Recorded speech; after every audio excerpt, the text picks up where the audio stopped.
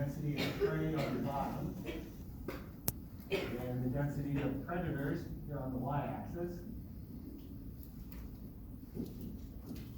And to simplify this, let's turn this continuous variable into a binomial, just two values, categorical. It doesn't change the relationship, it just makes it really simple to draw and to understand. So we'll say that predator density can either be high or low. And we'll say that prey density can either be high or low.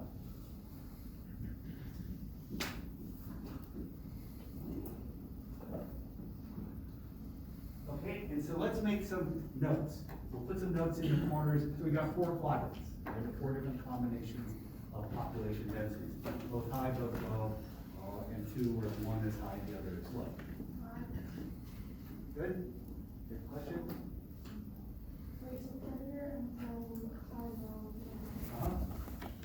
So let's draw some notes. I'm going to put in the corner prey, P-R-E-D, for predator and prey. Predator, prey,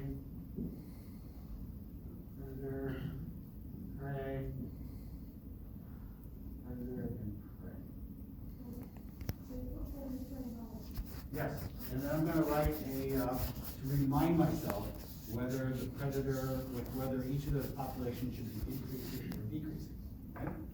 So, when prey density is low, what should happen to the predator density? Should they be increasing or decreasing? Decreasing. I'm going to put a minus sign, meaning they're decreasing. Okay? When prey density is high, predator growth rate should be increasing. Okay? Everyone follow what I'm doing here? Just a note.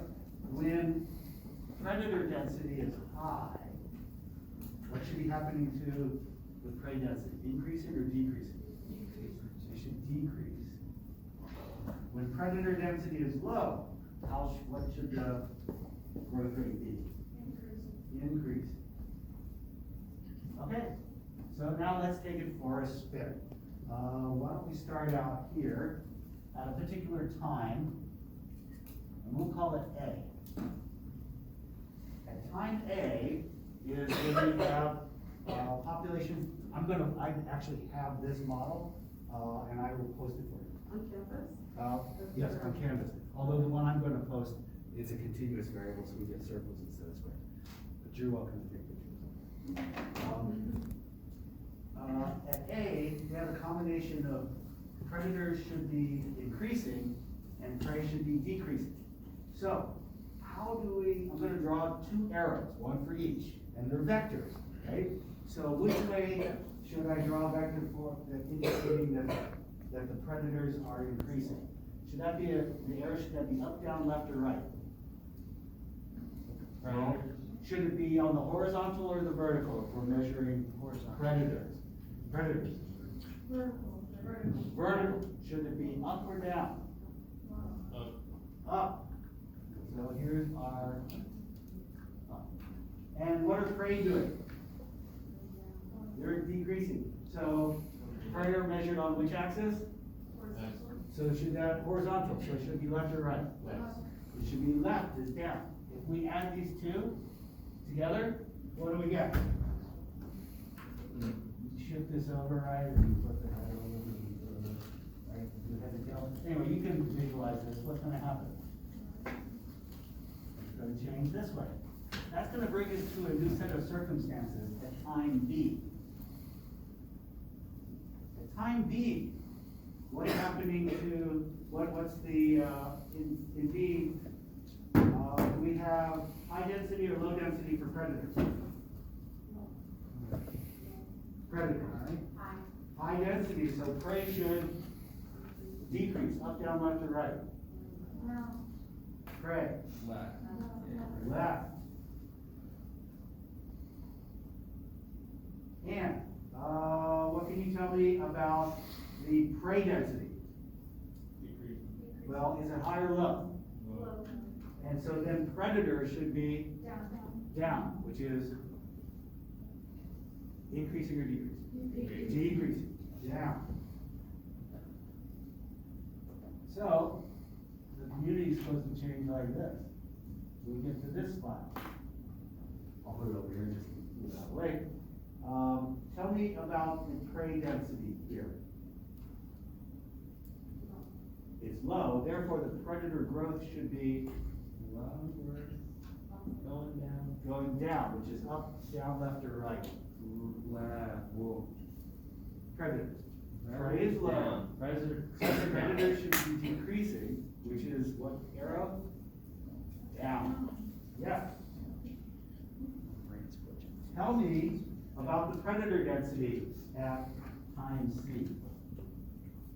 The predator density is low, therefore prey growth rate should be Going to the right.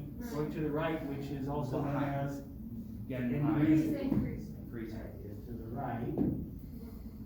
Add those together, and it brings us to another time called D. Tell me about the prey density.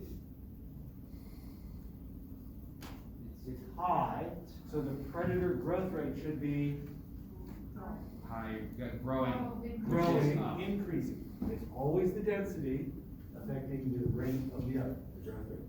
So high prey density means predator growth rate is high, it's increasing, which is an arrow pointed to the, wait,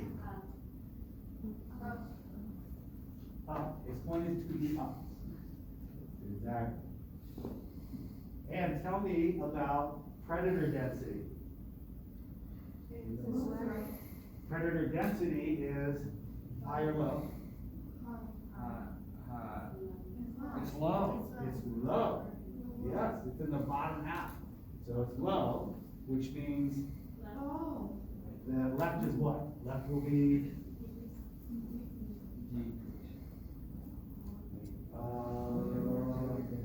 so, Yeah. altogether, start that again. Predator density is low, so prey should be, their population should be Increasing. increasing, which is an arrow to the Right. right. I think you got it. I've never seen a model like this. And it's cool, it's, kind of multi-dimensional, it's 3 dimensions, because we're adding time onto this, and so that 3rd dimension, we're figuring out. So, now we're at A, tell me about A. Oh, wait a minute, we did that, so you already know what happens at A. So, here's what we've got. We've got a bunch of times.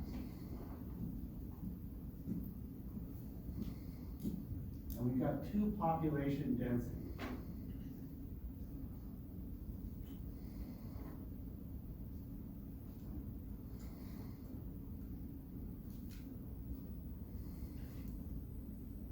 One, here's another.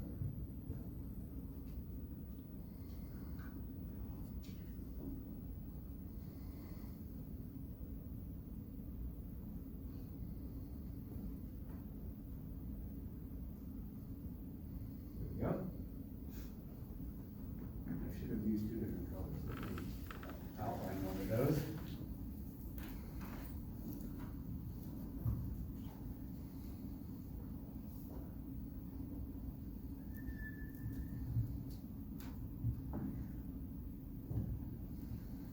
Okay. So which one is the predator and which one is the prey? This is N, or both, and so I, and this is time.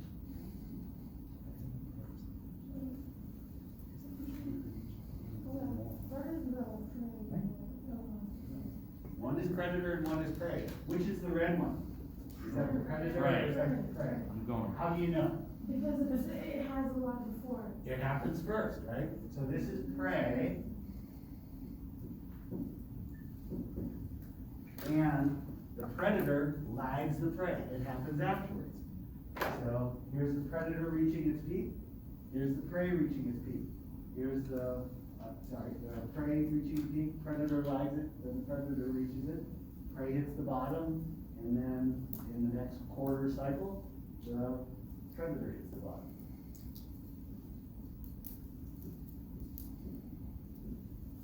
And you notice I've scaled them the same. If I would show them, let's put this as, whatever, case of I. So that they're scaled the same. Yeah, on each of their own carrying capacity, right? If they had the same raw scale, which would be the bigger population? The prey usually outnumber the predators, right? One red-tailed hawk eats a whole lot of mice, right? And you gotta have a whole lot of mice to be able to keep producing mice, so that the mouse population doesn't crash. Okay, one last thing. How about this point right here? Is that A, B, C, or D?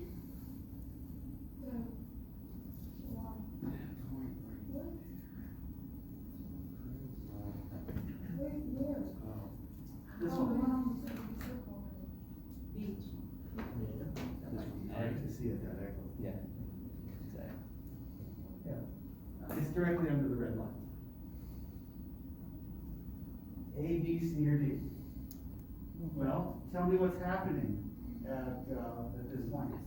What are the predators doing at this point? Increasing. Oh my God, no, it's B? They're halfway through their decrease. See that? Oh no. Here they're at the top, they're halfway to the decrease, and now we're all the way to the bottom. What's happening to the prey at this point? They're at their bottom, right? They finished their decrease, now they're gonna start to increase, so they're at the bottom of their cycle. So where's that? C. C, good.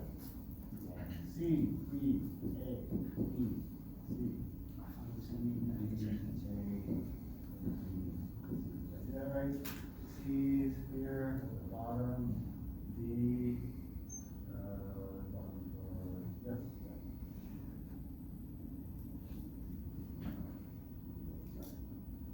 So does that make sense? Is that cool or what?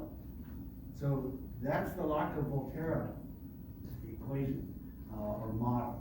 And I have one like that is a little more, which growth model? Exponential. Exponential. That's an exponential increase, and then it crashes. And then nothing happens for about 2 years. And then it grows exponentially, and crashes. And then nothing happens for about 2 years. Then it grows exponentially, and crashes. And nothing happens for about 2 years. You get the idea. So, what's happening? Well, the answer to that lies in the Disney movie White Wilderness, back in like the 50s or something. And they filmed something that had been sort of legendary. People kind of knew that lemmings. Have you ever heard someone say, "Don't act like a lemming"? I guess they say sheep now. That everyone's a bunch of sheep. If you're not thinking for yourself and you're just following the crowd, lemmings are known to commit mass suicide and jump off a cliff and kill themselves. Why would they do that? Well, the population grows exponentially, and then there's way too many voles, and it's not possible for them to all feed themselves. They're going to damage the vegetation that they all depend on. So rather than have them all go locally extinct, most of them will commit mass suicide by jumping off a cliff onto rocks right next to the ocean shore. Right? Does that sound right? It's an instinctual thing. Well, so yeah, it's instinct. They passed on the genes. So all those that committed suicide passed on their genes for committing suicide to. Wait a minute, you're right. That can't possibly work. So how did Disney film that? They threw the mice over. They threw the lemmings over for the film because, of course, they don't really do that. What happens is when they get in really large, overpopulated, really dense kinds of populations, you start to see lemmings in places where they don't normally would be. They're not in the right kind of habitat. Why? They're territorial. The older males are kicking out the young of the year. They don't have any place to go. They are being chased into inappropriate places like on the beach, especially on the rocky beach. They didn't commit suicide there, but they end up being in inappropriate habitats where, guess what? They do get preyed upon by hawks and mammalian predators because there's no place to hide. And it looks like some mass suicide is going on. It's not. You can't pass on your gene, a suicide gene. It doesn't get passed on. It can't work. So they lie. So they showed pictures to kind of, try and, film what was actually, on there. Right, it is. So, other than that, this is a lot like the Lotka-Volterra equation, or the Lotka-Volterra model, in that instead of predators that eat prey affecting each other, it's prey eating grass, and they're affecting each other, right? So, this is the boom and bust model, right? They eat so much grass, but it doesn't kill the grass. Most of the grass biomass is in the roots. So normally grasses don't die when you cut off the shoots, they'll regrow. They've got millions and millions of years of evolution of surviving herbivory. So they are adapted. The question is though, this is also known, this model is known as the nutrient recovery hypothesis.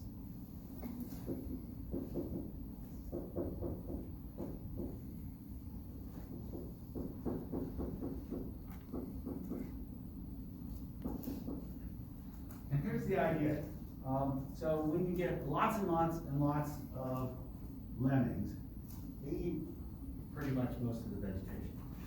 What's going to happen for that vegetation to regrow? So part of it, but how does the plant grow? Plant, it's got a root system, and what's it getting from the soil? Water and water. But what else? Nutrients. What kinds of nutrients? What does it need? What does a plant need? Well, the sunlight is going to power this, but the actual nutrients, they need nitrogen, phosphorus, Carbon. Carbon. Where do they get the carbon? Oh. They get that from CO2 in the air. Yeah. So that's okay. So the things that are hard to come by usually are potassium, and especially nitrogen. Nitrogen, potassium, and sometimes phosphorus. It depends. Nitrogen is usually the one to run out first. But isn't nitrogen also in the air as well? It is, but that's as N2, and plants can't use that at all. They need to have water-soluble nitrate or nitrogen compounds like ammonia, or nitrate or nitrites. Why water-soluble? N2 is not water-soluble in the air. Why does it need to be water-soluble? The roots, exactly. It has to be water-soluble so it can take it up through its root system. That's how it gets it. So, we've got plant material. A vole eats it, and a vole assimilates some of that, but not all of it, because a lot of it's cellulose, which it can't really digest. So where does a lot of that undigested plant material end up here? Back where it came from. Well, not yet. On the ground. On the ground, in what form? Definitely. So it's lemming poop. Now, what has to happen to that lemming poop, which has lots of long chain carbohydrates, the cellulose, or cellulase, the cellulose, that has to get broken down back into simple things like nitrates and ammonia and things like that. How's that going to happen? It's not inside the lemming anymore. Something's going to have to break it down. What part of the environment? It doesn't just happen. Who doesn't? There are two categories of organisms. Oh my God. Fungi There's and another one. bacteria. Yes, the decomposers. That's what they do. They break it down into simple water-soluble materials that the plants can use. Until that happens, that nitrogen especially is unavailable to the plants. So, there's this lag. Why does it take so long? Did I tell you where they live? They're the northern equivalent. They live in the same place as the snowshoe hares and lynx. That's old. Is that a warm place or is that a cold place? Oh. It's cold. Is decomposition fast or slow in cold temperatures? Slow. It's slow. So that's what's happening. That's what this lag is. It takes the bacteria and fungi longer than it would say here in New Jersey, and way longer than in Ecuador, for instance, where it's nice and warm and moist. Those are perfect conditions for bacteria and fungi. The way to think of it is, make yourself a sandwich of some, make it a ham sandwich. Put some animal flesh in it. And leave that under a tree in Ecuador for 24 hours and leave it on a big snowbank up in Manitoba for 24 hours. Which one are you gonna wanna eat? The one that was sitting on the snow, Yeah. right? So, or how about your counter or your refrigerator? Same thing. Mm-hmm. So that's slowing down the decomposition process. So wait, Look at this. so the weather is another factor? Absolutely, yes. Bacteria and fungi do best in the warmer the better, and it needs to be really moist. So this is cold and dry, we're there. Snow is dry, it's very low humidity. How are they not extinct? It could be the total number of meadow voles per acre that are taken. It could be the percent of meadow voles in the diet of the predator. Any way that you could measure them out, any of those would be considered functional. When there are no prey, do predators eat a lot of them or not? No. If it's all the way to zero, they can't eat any, right? If there's lots of prey, do they eat a lot of them? Yes. So what's the simplest relationship? What's the simplest curve I could draw? A straight line, a linear response. So we'll call that a type 1 functional response.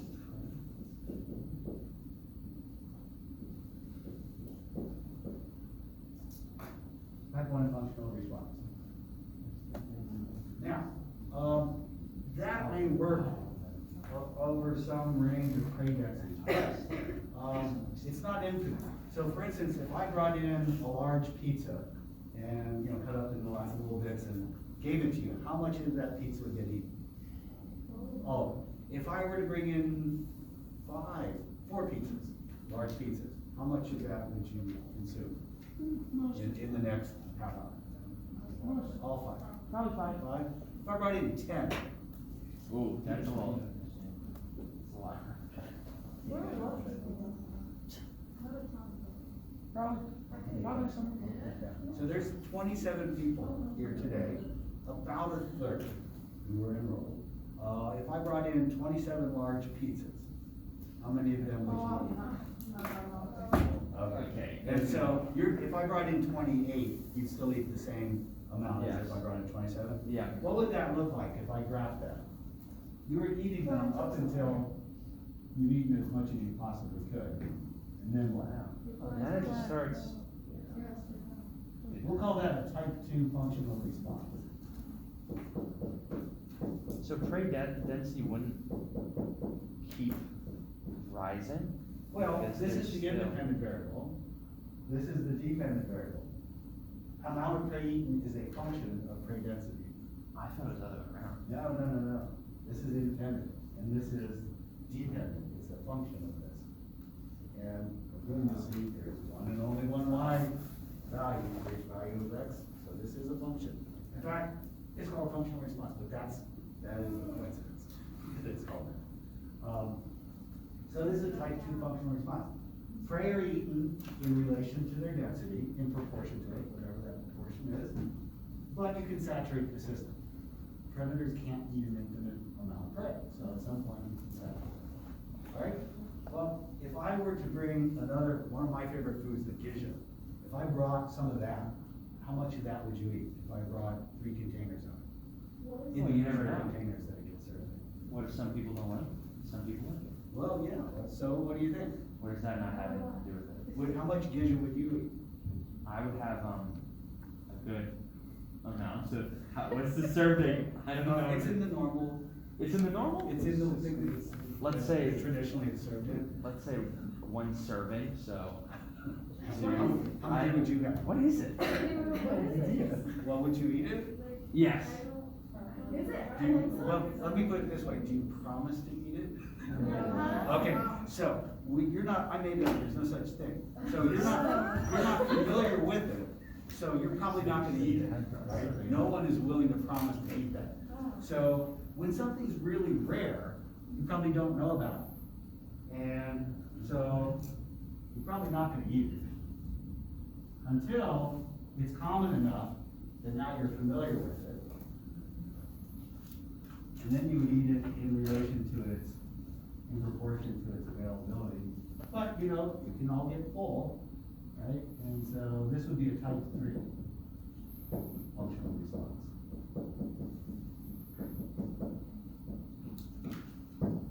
And so I said something about familiarization, and we call that a specific searching image.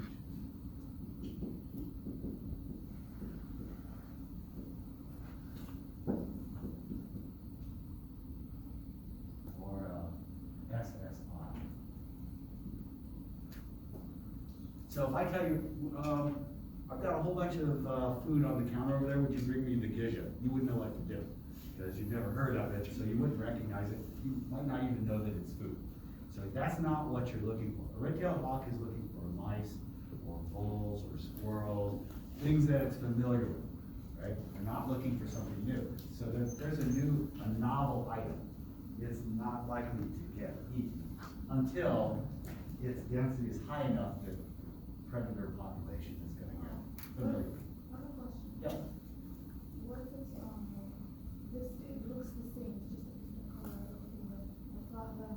Oh, if it's a different color, that might be enough to make a predator not want to do it.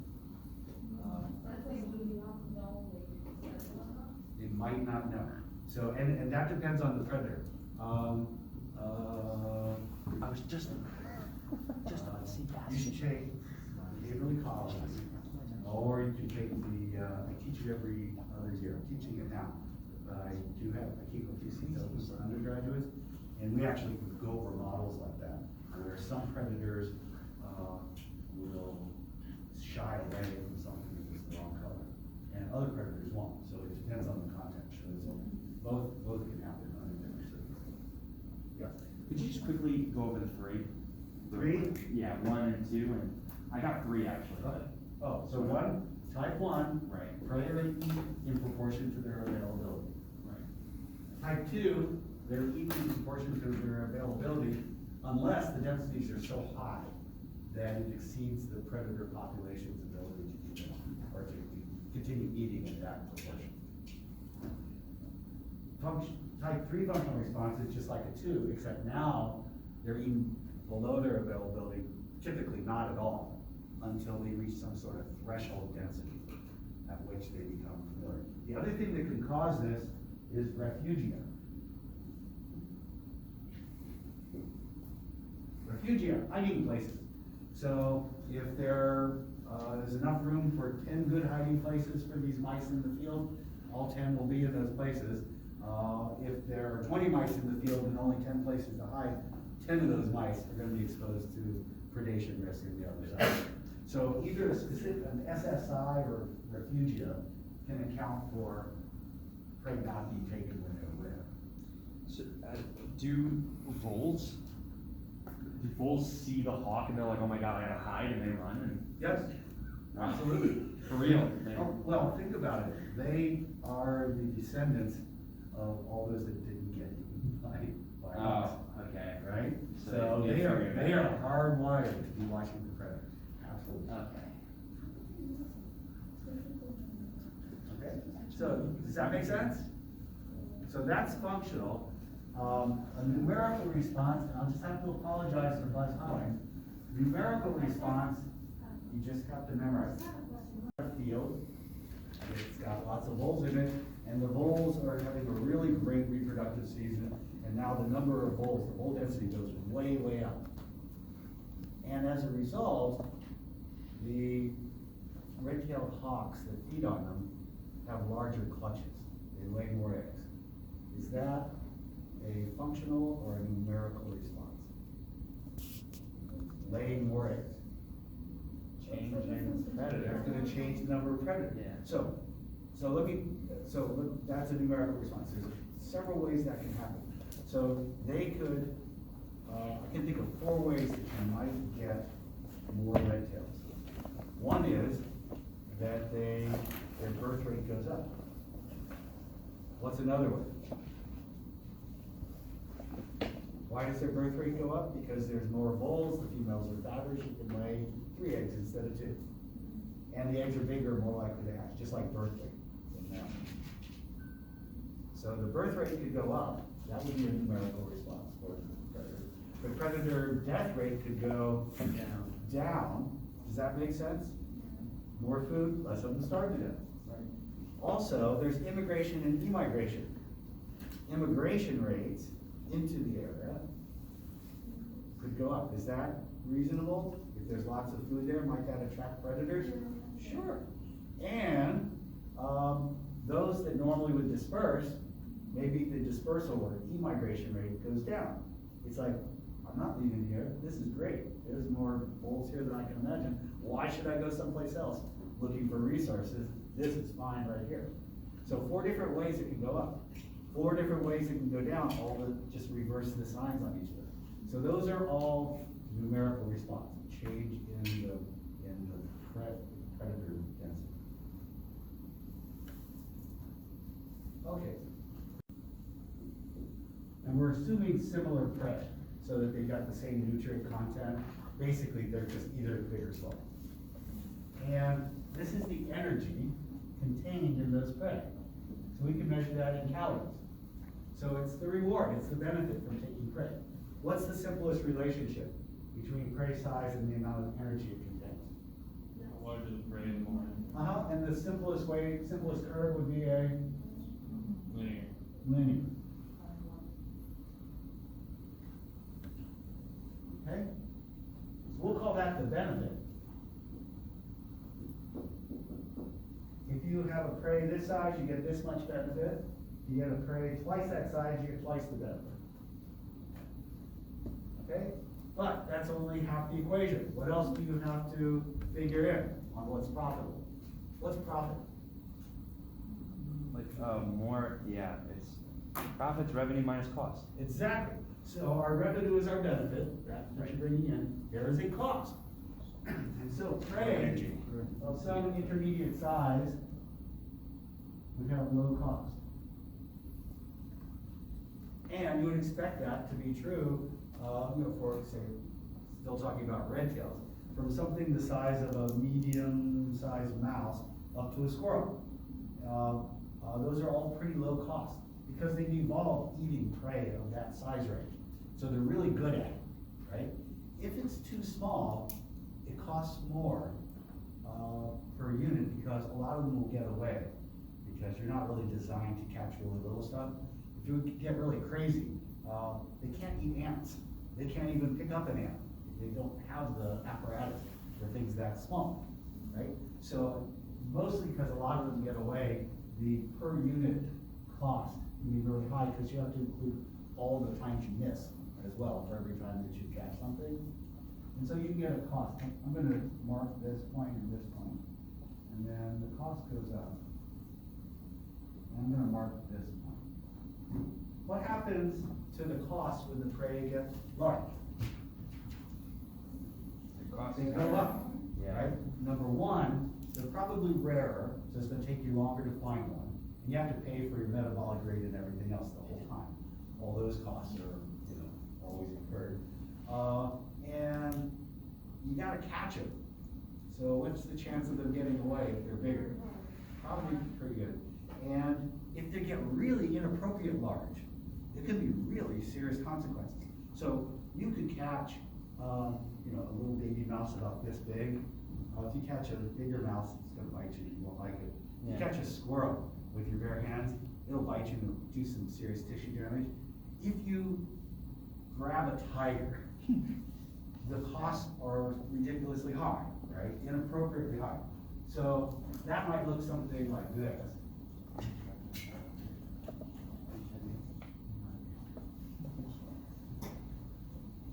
All right, so that's our cost curve. Okay, so I see a couple more points.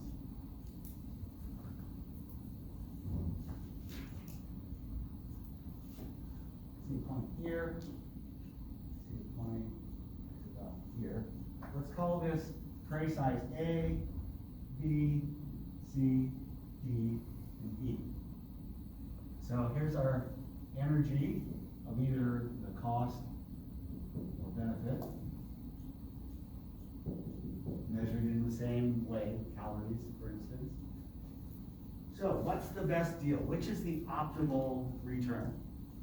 best between B and prey C. size? Why between B and C?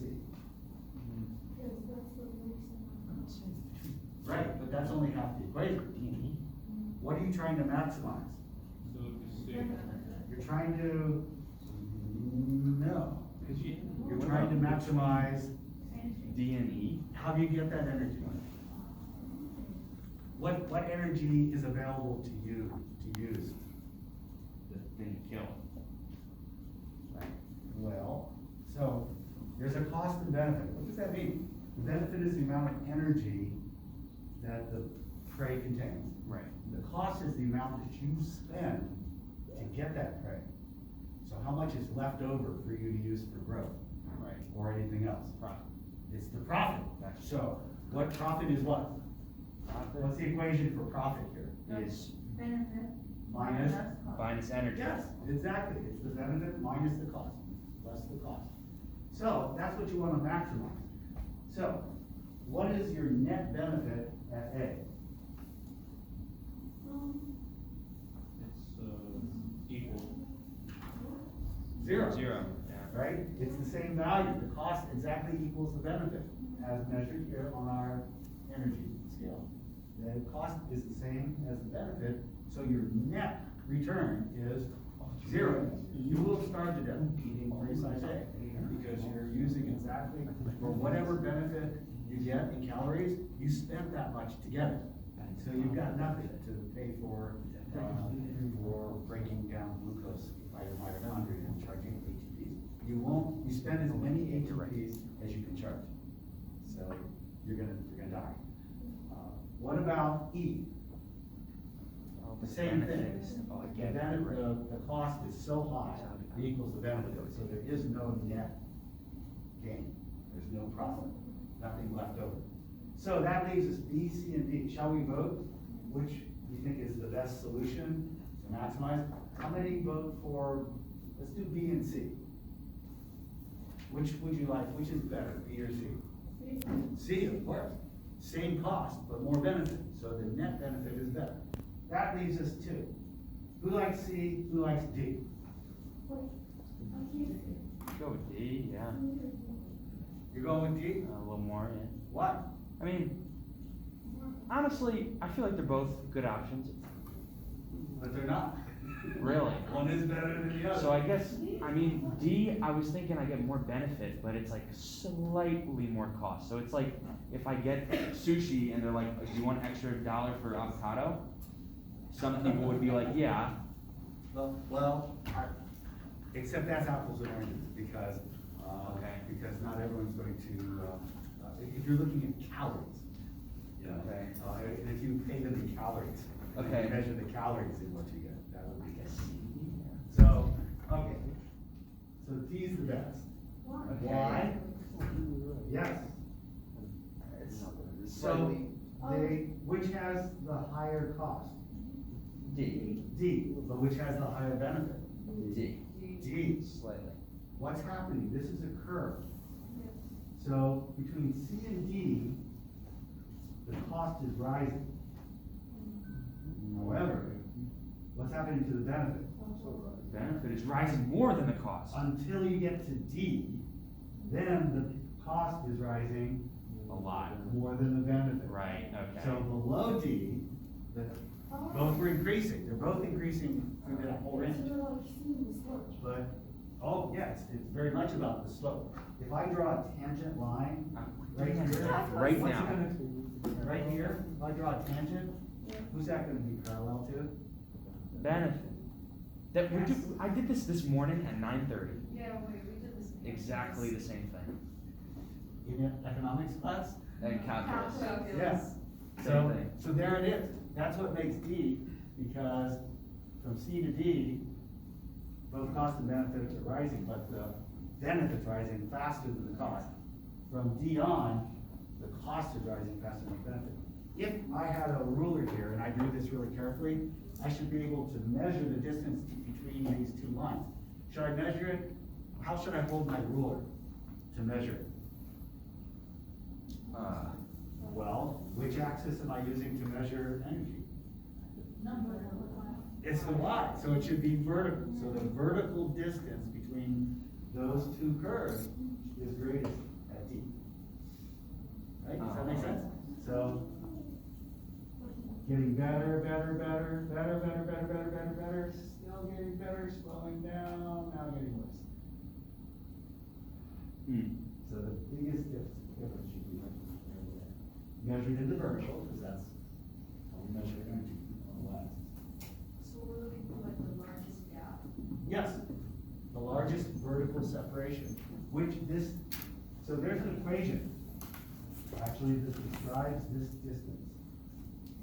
Oh And my it is, God. Pythagorean. no, real No, simple. I thought Way it was simpler. Way simpler. It's. Even benefit simpler? Minus cost. Here's the benefit is this much, right? If you subtract out the cost, it's now this much. I mean, literally, here's the benefit from here to here, as measured on the Oh, there's a y-axis. lot of cost. Here's the cost measured on the y-axis. The difference between the two is not from here to here, but from here to here. Literally, benefit minus cost. Okay. That's how to read a two-dimensional graph. If that, once you've got that, it's like, oh yeah, that makes sense. Everything else is easy. Yes? A, B, and C. And we take a sample, like you guys did, some sort of random sample. And so there's 3 different species. The N to the sub A, let's say we found 24 individuals of A, and 25 of B, and 27 of C. So P sub I stands for proportion. If these were genetics, we would call it frequencies, right? So all we're doing is going to calculate the proportion. So this adds up to 76, right? 4, 9, 16, 76. And how do you get the proportions?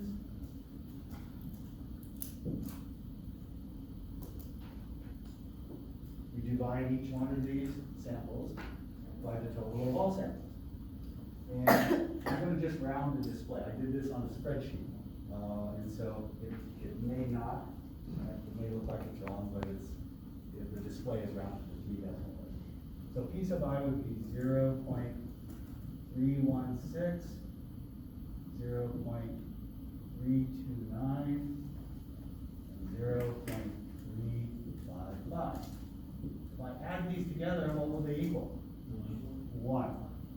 They do. Okay, if we take the log, which you need either a table or a calculator to do.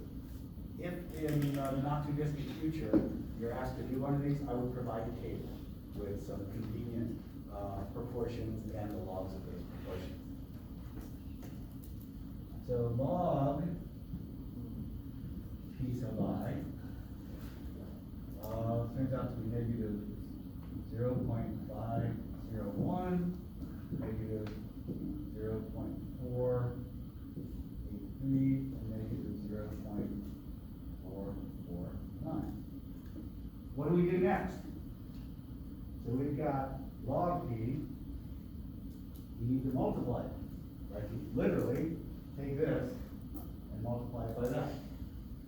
That will give us P sub I log P sub I.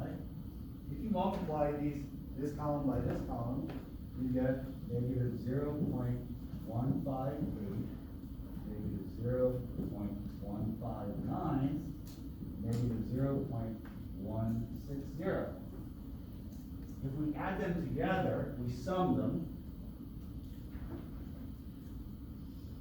we get negative 0.477. And we're almost done, but not quite. What have we not done in this formula? See the negative? So we'll just subtract this from 1, or I'm sorry, from 0. Or we could take the absolute value. So get rid of the sign. And that'll be H prime. H prime equals positive 0.477. Why? To get rid of the sign? Well, where did that negative sign come from? When you take a log of a number between 0 and 1 in base 10, you're gonna get a negative number. And that's okay, but it just means that the more diverse you get, the lower of a negative number it is. So by getting rid of the sign, it's more intuitive. Big numbers mean more diverse, little numbers mean less diverse. Okay, does that make sense? So let me do another one first. Any questions of what this means? And species C, D, E, and F. They don't have to be the same species because we're just dealing with proportions. It doesn't matter which they are. And take our sample. Let's say we get 31, 32, 33, and 35. Okay, let's eyeball this. Would you say that this is a very even or very uneven? Uneven abundance. It's really close to even. So close, I would be suspicious if these were data collected out in the field. What about this? Are these even or not even? Pretty even. They're both really, really even. However, what's different? Extra. Number of species. Richness is different. What's the richness of community 1? 3. It's just the number of species. What's the richness of community 2? Okay, so they have about the same evenness, but one is richer than the other. Therefore, which should have the higher diversity value if diversity takes into account both species, richness and evenness? 2 should be higher. Let's see. So here's P sub I, and we get 0.237, 0.244, 0.252, and 0.267. If we add those up, what do we get? Oh, how do we get those? Because this sums to 131. 31 divided by 131 is 0.237, et cetera, et cetera. So the sum of these proportions equals 1. Next step, take the log. So the log of P sub I would be negative 0.626, negative 0.612, negative 0.599, negative 0.573. Next step, multiply these two columns, P sub I, log P sub I. And we get negative 0.148, negative 0.150, negative 0.151, negative 0.153. If we add those together, we get negative 0.602. That's our summation. And H prime then would equal positive 0.602. And there we have it. In the case of both community 1 and community 2 are about as even as you can imagine. But because community 2 has higher richness, the H prime is considerably higher. It's 6. So that's what you do. You compare communities. The number by itself doesn't really have any inherent meaning. It's to be able to compare. Let's do one last one. However, what about its evenness? It's not nearly as even. So it should have an H prime value of what? Something less than 0.477. Does that make sense? It's got the same richness as community 1, but it's less even. So it should have a lower diversity value than that. All right, let's do it. And then we're done with that. So we'll get our proportions.